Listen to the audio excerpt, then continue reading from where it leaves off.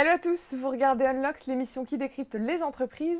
Aujourd'hui, c'est avec Paul et Elodie de chez Capgemini DEMS, Digital Engineering and Manufacturing Services, qu'on va parler de leur campagne de recrutement puisqu'ils sont à la recherche d'ingénieurs de développement. Mais on va aussi parler de leur expertise dans le domaine de l'IoT industriel et de la data.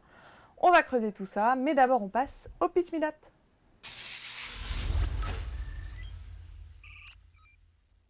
Bonjour. Bonjour Elodie, bonjour Paul. Bonjour. Bonjour. Ça va? Très bien, et vous? Ça va, tu peux me dire tu Mais sais. bien sûr, Pas c'est de dit. problème Elodie. Alors Elodie justement, tu es HR Business Partner Senior. Exactement. Tu es venue avec un collègue que tu connais bien parce que tu travailles avec lui. Voilà, j'ai la grande chance, et D'être même, venu avec et Paul. même l'immense honneur d'être venu avec Paul. Alors Exactement. Paul, tu es branch manager en Ile-de-France. Exactement. Tu sais ce qui t'attend. Je sais ce qui m'attend. Tu vas devoir pitcher Capgemini DEMS en 1 minute. Tu es prêt? Je suis prêt, donc Quand je vais essayer. Hein. Allez, je suis Tu vas y prêt. arriver quand tu veux, c'est parti. Donc Capgemini DEMS, donc déjà c'est comme tu l'as dit au début, Digital Engineering Manufacturing Services. Donc nous on est toute l'entité engineering de Capgemini. On ne va pas faire tout ce qui est SAP ou autre. Nous on va vraiment travailler tout ce qui est dans l'usine. Ok. Tout ce qui est dans l'usine, donc le développement logiciel, de la mécanique également. Mais là aujourd'hui les problématiques qui nous concernent, ça reste vraiment le développement logiciel. Donc tout ce qui est au big data, IoT, smart product, voilà, tout ce genre de choses. Et comme tu l'as dit, on est en plein essor. Donc là, aujourd'hui, on est une entité globale monde qui doit se développer énormément. Et on est à la recherche de tous ces profils-là, donc tous ceux qui font du C, du C++, etc. Voilà. Donc, Il te reste 20 il secondes. me reste 20 Je vois secondes. que t'es... Ouais.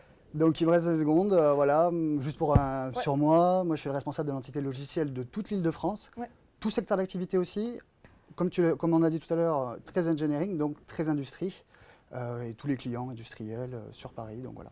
Pas de souci. Pile poil. Alors là, Parfait. franchement, C'est félicitations bon. toi qui avais peur, Paul. C'est nickel, Ah c'est ouais, rempli. je me suis tué. J'ai vu. Exactement. Aujourd'hui, vous êtes à la recherche de jeunes diplômés pour pouvoir les recruter, pour qu'ils puissent continuer avec vous, mais aussi pour qu'ils puissent relever avec vous les challenges de demain. Alors, on va voir les profils qui vous intéressent et surtout ce que vous leur proposez. On voit ça.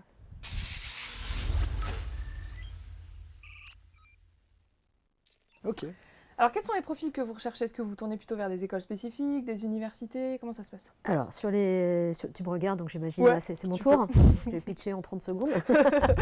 Donc, sur les profils, on cherche des profils plutôt techniques, ingénieurs ou bac plus 5 universitaires. Donc, il y a la partie technique, il y a des tests d'ailleurs pour quand même observer un peu le niveau. Et après, on cherche aussi des personnalités, des profils, un état d'esprit, on fait du service.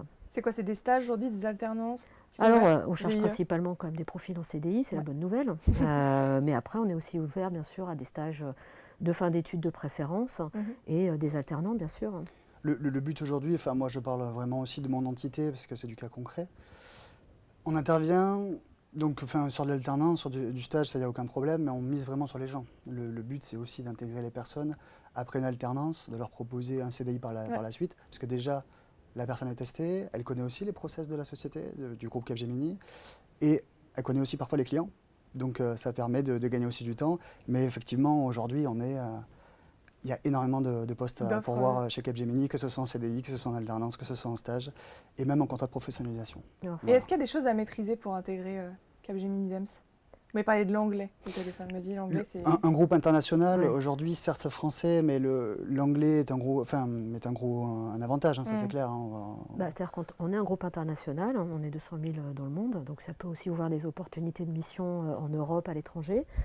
Et on travaille aussi avec des clients internationaux. Donc l'anglais, c'est vraiment un langage courant maintenant. 2 mots sur le process d'embauche, parce qu'il y a un niveau technique aussi à passer, oui. Exactement, donc il y a un côté donc recrutement, voilà, on rencontre un responsable recrutement au début, et ensuite on a aussi la partie technique, donc ça c'est des tests informatiques, je prends l'exemple de ma partie. Hein. Sur une plateforme. Sur une plateforme, exactement, et ensuite ces tests-là sont, parfois on a une bonne note, parfois une mauvaise note, maintenant, quand on est à une note à peu près au-dessus de la moyenne, mais qui est assez basse, c'est pas éliminatoire non plus, parce qu'il y a tout un... On peut accompagner. On peut accompagner aussi sur cette chose-là. Il n'y a pas de session de rattrapage, quoi. C'est ça. Non, il n'y a pas de session de rattrapage, mais après, voilà, le but aussi, c'est que, comme l'a dit Elodie tout à l'heure, c'est sur de la personnalité aussi. C'est important la personnalité. C'est très important parce que ça montre aussi le caractère de la personne quand on veut apprendre quelque chose. Parce que quand on sort de l'école, on ne sait pas faire grand-chose. Hein. Moi, j'ai fait une école de commerce pour le coup. Je ne savais pas faire grand-chose non plus. on arrive dans le monde du travail, là c'est du concret, parfois ce sont des logiciels, ce ne sont plus des logiciels bruts, hein, ils ont pu l'apprendre à l'école, c'est des millions de lignes de code qui datent des années 80, avec différentes technologies. Et aujourd'hui, les mettre dans des cas comme ça, ils n'avaient jamais vu ça avant. Donc le but de tout ça, c'est vraiment de les accompagner. Justement, on m'a dit qu'il y avait un career manager, c'est ça, pour Oui. les accompagner. Ça se passe comment? Bien sûr. Donc en fait, on a des collaborateurs qui sont soit sur des projets au forfait, soit sur site client. Et donc ils ont besoin aussi d'un point de repère, d'un mentor, de quelqu'un qui peut les accompagner tout au long de leur parcours, les conseiller, les évaluer aussi, hein, parce qu'il y a tout un tas d'entretiens, de feedback réguliers. Ce qui est très important aujourd'hui, d'être aussi en mode agile sur la partie ressources humaines, de pouvoir répondre aux préoccupations des collaborateurs en temps réel et pas d'attendre un rendez-vous une fois dans l'année, etc. Donc le career manager a ce rôle-là. Il y a bien sûr le responsable RH, il y a le manager, enfin, on est plusieurs interlocuteurs. Il faut savoir que dans notre structure, j'allais dire la porte est toujours ouverte, mais en fait il n'y a pas de porte, on est en open space. Donc en fait on est très accessible. Et l'accompagnement, ça passe par les formations aussi? Alors la formation, il faut savoir que chez Capgemini, on fait partie d'un groupe quand même, hein, donc nous on est DEMS, mais on a la chance de faire partie d'un groupe avec tous les dispositifs. Donc on a une université. Bon, ça c'est vraiment ça, c'est pour quand on a bien travaillé. Qu'est-ce qu'il y a là-bas dans le château? C'est des formations assez pointues, très recherchées. Il y a même des extérieurs qui suivent ces parcours-là de formation. On peut avoir accès en fait, mais c'est quand on chasse les talents entre guillemets et quand on a vraiment repéré des personnes qui peuvent s'épanouir pleinement dans notre structure, on les accompagne aussi sur la partie leadership. Et une chose intéressante, vous m'avez dit qu'il y a des formations qui sont focus sur les soft skills. Ah bien sûr, alors leadership, c'est du soft skill pur. Exactement. Donc on a pour tout type de profil, c'est pas réservé qu'aux managers. Donc en fonction, en fait c'est vraiment le potentiel de la personne qu'on essaie d'identifier au plus tôt. Donc ça peut être dès le démarrage, on va dire au bout de 2 ans quand même, hein, le temps d'apprendre aussi son métier. Tout le monde y va pas et puis le temps qu'on arrive à identifier, on met du temps, on est long un peu. Hein. Non, je plaisante. Donc en fait, il faut mériter sa formation. Exactement. C'est un peu ça. En fait, il faut mériter, il faut en tout cas être capable de se mettre en valeur à un moment pour qu'on puisse aussi observer. Hein. On n'est pas avec dans la durée. Voilà, mais pas le faire juste un coup comme ça sur 3 jours, non, il faut être aussi dans la durée. Et puis le but aussi, c'est, donc, comme tu le disais, le château Capgemini, mais aussi, avant d'aller là-bas, on a une plateforme en fait, où tout le monde peut se former tout le temps, donc ça s'appelle My Learning, et c'est sur l'ordinateur, donc chaque employé chez Capgemini a un ordinateur portable, et il peut accéder à n'importe quelle formation dessus. Donc ça, c'est aussi un avantage de ne pas attendre forcément une session. Donc, il y a une université, il y a une école depuis cette année donc, qui propose des cursus de 4 mois, des cursus certifiants. Donc là, on démarre sur la thématique PLM, mais ça va s'étendre l'année prochaine sur d'autres thématiques. Et donc ça, c'est accessible pour nos collaborateurs. Donc ils sont dédiés à 4 mois d'études sur une thématique qui est très porteuse aussi. Alors c'est pas Paul qui la gère, mais elle est également porteuse. Après, on a un institut qui propose beaucoup de thématiques, soit en présentiel, soit en e-learning. Le e-learning est aussi c'est accessible à tous, n'importe quand, pendant son temps de travail. Si on a envie de développer des sujets qui n'ont pas de lien direct avec sa mission, on peut avoir accès à n'importe quel moment, effectivement. Donc sur la formation, on est pas mal positionné. C'est pour ça que vous m'avez dit que vous étiez dans une entreprise en évolution constante et que vous favorisiez le dialogue. Alors on évolue dans un monde en constante évolution, donc en fait nous on s'inscrit dans ce monde-là, et donc en fait il faut qu'on soit tous en capacité, quelles que soient nos générations, de s'adapter, d'apprendre, de continuer à apprendre, être en capacité d'apprendre constamment jusqu'à la fin de son parcours professionnel qui maintenant est à une horizon assez lointaine. Aujourd'hui, nous, c'est vrai qu'on est sans avoir si vous ne formez pas, c'est impossible de continuer la cadence, clairement. Et aussi, il y a les partenariats avec tous les autres grands groupes. Hein. Je parle d'Asso Systèmes, je parle de Java sur Oracle, etc. Donc tous les gros partenariats qu'on a, parce qu'on est un grand groupe, on a beaucoup de chance d'avoir tout ça. Hein. Et c'est pour ça qu'après, vous avez vraiment des formations certifiantes sur une plateforme en e-learning, ce que vous n'aurez pas ailleurs. Ça veut dire que c'est des parcours sur mesure ? Oui, on peut faire des parcours sur mesure. Bien sûr, la carrière, elle est sur mesure. Et j'ai même envie de dire, c'est le collaborateur qui insuffle sa carrière. Et nous, on est là pour l'accompagner, pour lui apporter des opportunités, des perspectives en lien avec son ambition ses capacités aussi, son potentiel, mais c'est lui qui nous donne l'impulsion de sa Oui, c'est sûr. carrière. Il faut l'aiguiller aussi parfois. Et justement, comment on trouve son équilibre au sein de Capgemini Dems, un équilibre entre vie pro, vie perso? Alors, franchement, c'est pas très difficile. En vrai, Ouais. On fait comment? déjà, on a un droit à la déconnexion qui est complètement établi. Parce que, bon, c'est la législation, mais après, il faut que ça soit inscrit dans la culture. C'est complètement inscrit dans notre culture. Après, on est assez souple sur les horaires, etc.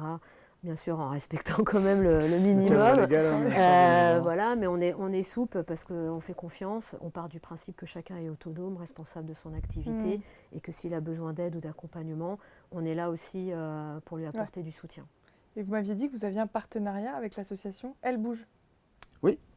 Alors ça, on a un gros partenariat, donc je pense qu'Élodie... Oui, alors en fait, ça tu peux s'inscrit dans une démarche globale parce qu'on a une responsabilité sociétale importante chez Capgemini. Il y a beaucoup de bénévolat auprès d'une vingtaine d'associations et Elle Bouge fait partie de cette association, enfin de ces associations avec lesquelles on est partenaire, pour dispenser en fait un peu ce que c'est que le numérique, la technologie auprès de la population féminine dans les lycées. Ok. Voilà, parce qu'on voudrait féminiser cette Féminiser activité. le métier d'ingénieur. Exactement. Qui est encore, Ça commence à prendre. Juste Trop pour rare. information, on était à peu près à 10% de féminisation dans le monde industriel, Ok. en termes de développement On cherche à logiciel. développer justement la féminisation qui apporte aussi un autre regard, une autre approche. Et voilà, la diversité, on est On très espère qu'il sensible. y a beaucoup de femmes qui vont vous envoyer vos CV à Mais la fin on en serait vraiment ravis. à la fin de cette Enfin, on émission. accepte toutes les candidatures. Bah on est justement, Bien je vous sûr. ai posé beaucoup de questions, je ne suis pas la seule. On va maintenant prendre les questions des étudiants. C'est parti. C'est parti. Super.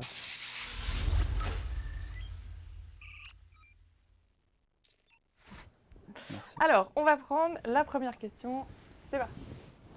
Est-ce que j'aurai l'occasion de travailler avec des équipes diversifiées, donc, que ce soit culturellement, en genre, en âge?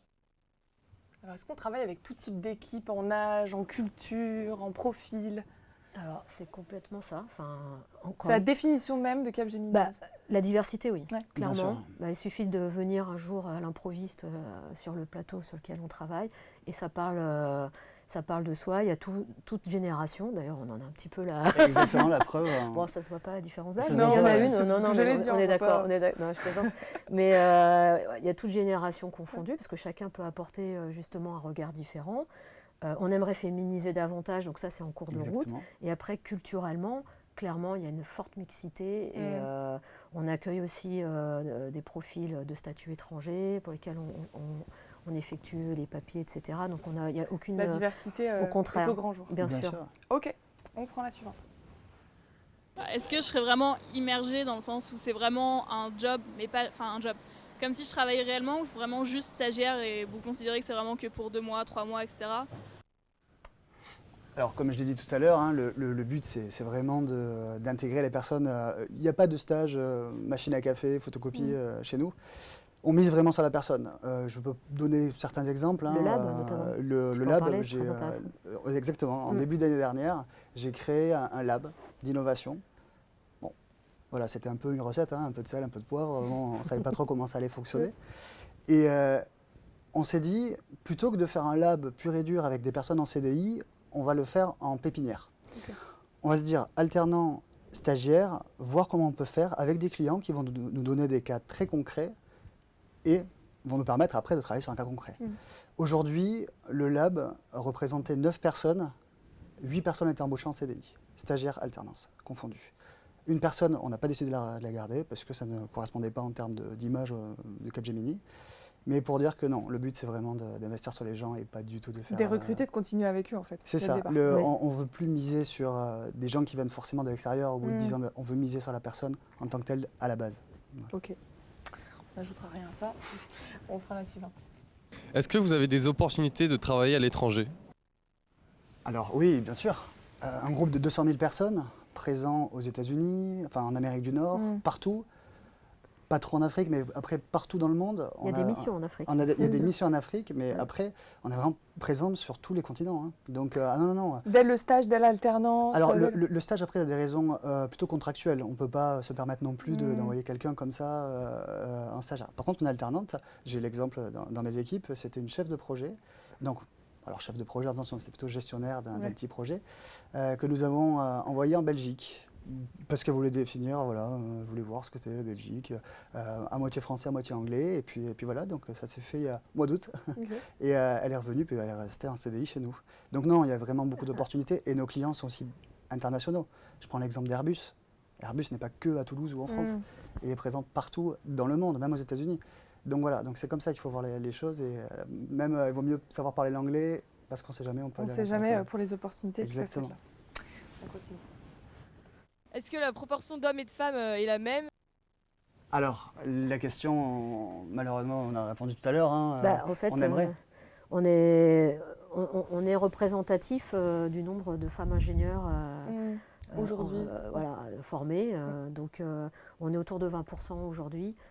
Et on se donne donc les moyens, dès le lycée, en fait, de générer des vocations, en fait, parce que c'est ça qu'il faut faire aujourd'hui.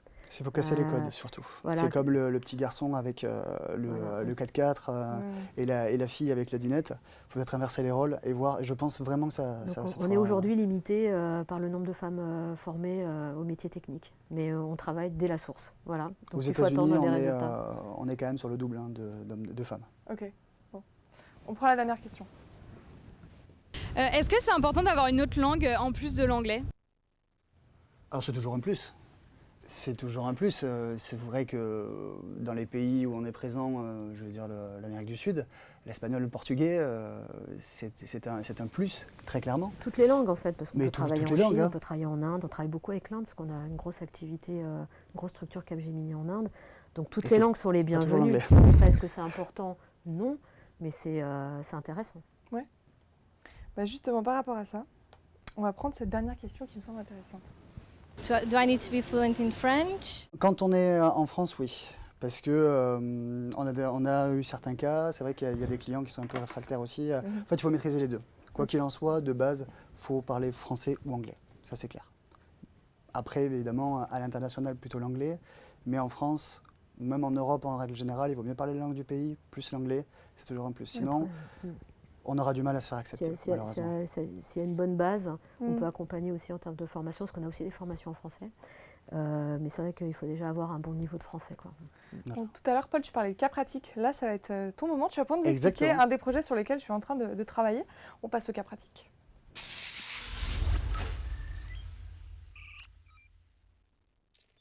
Alors, Paul, récemment, tu as travaillé sur le projet Collect. Oui, alors, c'est pas moi qui ai travaillé directement dessus, hein, mais ce sont entité. nos équipes. Donc, je ne vais pas dévoiler le nom du client, mais c'était un client dans l'énergie qui avait des déchets. Et ces déchets, ils étaient, donc d'où le nom Collect, étaient répartis sur différents sites. Sauf qu'avant, pour répertorier ces déchets, qu'il ne fallait pas laisser en plan dans n'importe quel hangar, c'était à la main, avec une feuille, et cette feuille après a été scannée, envoyée dans une base de données. Ce qu'on s'est dit, et c'est nous qui avons proposé ça aux clients, c'est de se dire, est-ce que vraiment on ne peut pas passer à autre chose que le papier, etc. Donc ce qui a été proposé, c'était qu'aujourd'hui, tout le monde a des smartphones, tout le monde a des tablettes. Essayer de créer une application mobile reliée donc, à un cloud pour envoyer les données directement dans le cloud et après les dispatcher chez eux, chez le client, directement au siège. Il s'est avéré qu'il y avait aussi une problématique, c'était qu'il y avait des déchets qui étaient enfouis dans des hangars très particuliers, donc impossible de capter. Okay. Donc on a dû trouver une astuce, au final on l'a trouvé, c'était de mettre des puces RFID pour qu'on puisse collecter la donnée tout court en fait, et après une fois qu'on est à l'extérieur, dire voilà j'ai clipsé 3, 4, 5 déchets et les voici avec les codes barres qui étaient reliés sur les plateformes des déchets. Voilà. Donc ça se travaille avec des ingénieurs. À quel moment un jeune arrivant il prend part au projet? Alors c'est un très beau projet parce qu'en fait on est parti de rien du tout. L'application mobile n'existait pas. Le cloud, le choix du cloud, c'est nous qui avons dû le faire. Et l'architecture après de tout ça, le client n'avait aucune idée. Il nous a donné son avis, mais très clairement, on n'était pas. Enfin, il a choisi la nôtre et non pas sur le cas sur lequel il était parti lui. Aujourd'hui, c'était plutôt des profils web et aussi un profil plutôt réseau, parce que comme je l'ai dit tout à l'heure, les puces RFID, c'est le reste du réseau il faut dispatcher après la donnée au bon endroit, au bon moment. Donc voilà, c'était à la fois du web, à la fois du réseau, et il y a eu même un alternant qui a travaillé sur le sujet, en soutien bien évidemment de deux autres. Et qu'est-ce que toi tu attends d'un jeune diplômé qui intègre Capgemini DEMS sur ce genre de projet? Est-ce qu'il faut qu'il soit force de proposition, qu'il réponde aux missions que vous allez leur confier? Comment tu envisages ça? Alors déjà, je pense qu'il y a aussi un apprentissage à faire, hein. Très clairement, on peut pas, on n'a pas le même degré d'exigence entre quelqu'un qui a 10 ans d'expérience et un jeune diplômé. Le but, c'est vraiment que le jeune diplômé, comme l'a dit Elodie tout à l'heure, on le fait monter en compétences, avec un carrière manager ou autre. On ne le lâche pas dans la nature comme ça. Là, je prends l'exemple de Collect, hein, le projet. Il y avait 2 CDI et un alternant. Et l'alternant a été au contact du CDI. Petit à petit, on a proposé, voilà, tu fais ça, après un peu plus tous les jours, jusqu'à la fin où lui-même développait. Pour un jeune, un junior en CDI, c'est un peu la même chose, c'est-à-dire qu'on va lui donner un petit bout au début pour qu'il comprenne, pour qu'il s'imprègne. On va lui donner toutes les docs aussi pour qu'il puisse y arriver. Et après, petit à petit, on va lui lâcher dans la nature et parce qu'on aura aussi réussi à lui donner toutes les billes. Voilà, c'est comme ça que je vois les choses. Et après, bien évidemment, le but aussi, c'est de proposer un parcours associé à la personne. Ça prend combien de temps un projet comme ça? Un projet comme ça, il a démarré en novembre 2017 et on est reparti sûrement sur 2 ans. Encore, 4 ans. Est-ce qu'on peut dire à ceux qui nous regardent et qui sont jeunes diplômés que dès le début, il faut être force de proposition? Après, Moi, bien sûr. Pas, je dis oui. Hein. Moi, je dis oui, mais après, il n'y a pas que ça. Quelqu'un qui est très bon développeur, parfois, va ne jurer que par le code. Quelqu'un qui est force de proposition peut être aussi un profil chef de projet. Bien sûr qu'il faut toujours donner son avis, ça c'est une certitude. Par contre, un chef de des idées, bien sûr, Pas juste un mais avis, parfois, c'est des idées. Ouais. parfois aussi, un chef de projet, lui, devrait être force de proposition parce qu'il devra cadrer la chose. Le choix de la technologie, pourquoi on fait ça? Qu'est-ce qui est le plus judicieux? Un jeune diplômé, parfois, moi j'ai beaucoup le cas, il veut le développer. Voilà. Et puis après, il est force de proposition, il se révèle. Exactement, et à ce moment-là, vous allez le chercher, vous lui proposez des formations et vous l'amenez à Chantilly.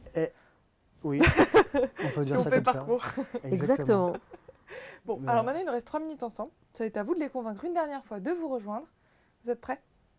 On est prêts. Hein. Bah, on est plus que prêts. Allez, on y va. On passe à la dernière rubrique.